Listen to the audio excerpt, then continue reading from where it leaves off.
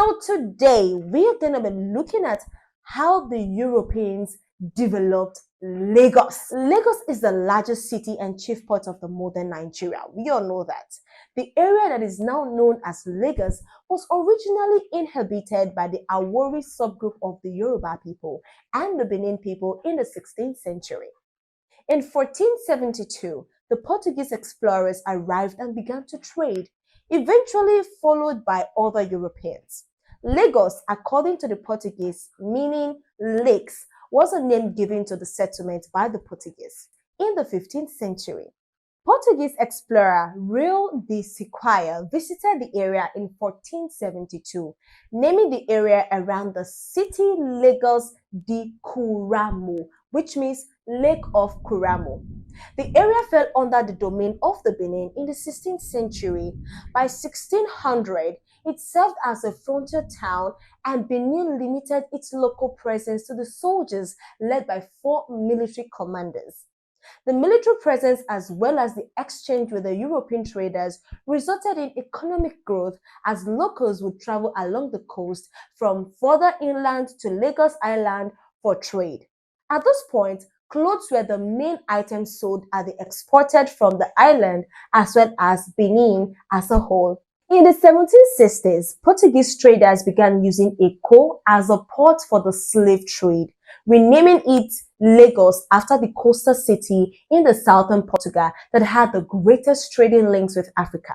Profits from the slave trade allowed the ruler of Lagos, the Oba, to become the sovereign of a regional power. In 1851, a dispute between Oba Kosoko and his deposed anti-slavery brother Oba Akintoye caught the attention of the British, who occupied Lagos. During the leadership struggle between Akintoye and Sokoso in Lagos in the 19th century, they were both brothers, but Akintoye was in the side of the British, while Sokoso was in the side of the Portuguese and the Oba of Benin. Akintoye and the British won the battle that brought Lagos under the authority of the British. In 1861, the British in Lagos at that time forced Oba Dusumu of Lagos to sign the article of annexation of Lagos as belonging to Britain. In Britain's early 19th century fight against the transatlantic slave trade, its West African Squadron, or Preventive Squadron as it was also known, continued to pursue Portuguese, American, French, and Cuban slave ships, and to impose anti-slavery treaties with West African coastal chiefs with so much doggedness that they created a strong presence along the West African coast from Sierra Leone all the way to Niger Delta and as far as south as Congo. Local merchants strongly opposed the intended move, deposed and exiled the king, and installed Akintoye's brother Kosoko as Oba. Akintoye was exiled to Europe. When he was in Europe, he met with British authorities who had banned slave trading in 1807. In 1851, and with pressures from liberated slaves who now wielded political and business influence, Britain intervened in Lagos in what is now known as the Bombardment of Lagos or capture of Lagos, resulting in the installation of Oba Akintoye and the outlawry of Oba Kosoko. Oba Akintoye then signed the treaty between Great Britain and Lagos, abolishing slavery. The signing of the 1852 treaty ushered in the consular period in Lagos history, wherein Britain provided military protection for Lagos. In 1861, Akintoye's successor, Oba Dosimo, signed a treaty making Lagos a British colony.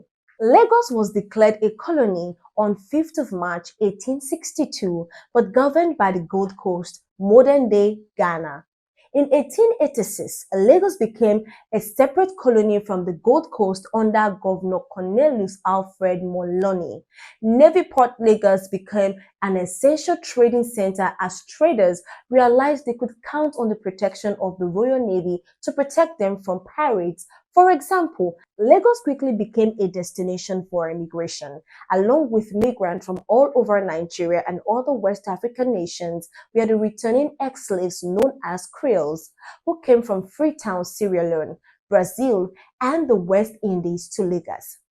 The Creoles contributed to Lagos modernization, and their knowledge of Portuguese architecture can still be seen from the architecture on Lagos Island.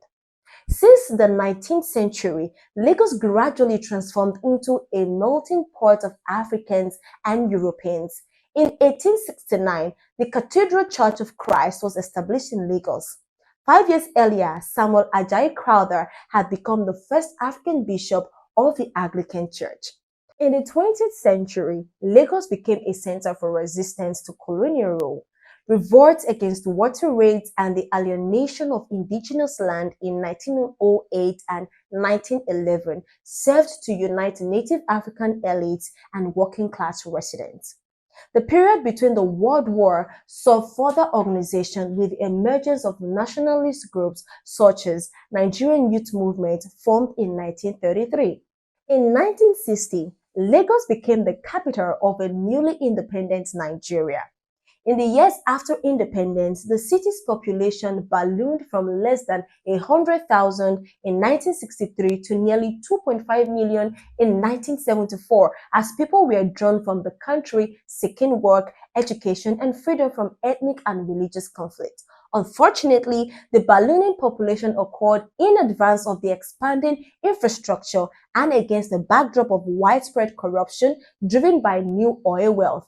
Severe overcrowding, congested traffic, extensive population, and local graft and crime led Nigeria's ruler to move the capital inland to the newly created city of Abuja in 1991. However, the complete transfer of power was not immediate, and many agencies remained in Lagos. Today, Lagos remains Nigeria's financial capital and as a home to an estimated 8 million people ranks behind Cairo, Egypt as the second largest on the African continent. It is worthy of note that the central importance of Lagos for Nigeria can be traced back to General Lugard, who advanced far north with British troops after 1900 and as governor made Lagos the capital of the South and later the entire country. In 1906, Lagos was merged with the Protectorate of Southern Nigeria and it became its capital. In Lekki, Lagos, the Nigerian Bitumen Corporation under businessman John Simon Begum found oil during the test drilling in 1908. This is a really interesting story of how the Europeans developed Lagos State, Nigeria. I hope you enjoyed this show because I did myself, and I'm gonna come back with more interesting stories about Nigeria, Africa, and the nation at large. Stay tuned on Nepo TV. Do not forget to smash the subscription button if you're yet to do so. Like this video, share to your loved ones, and I'll see you next time.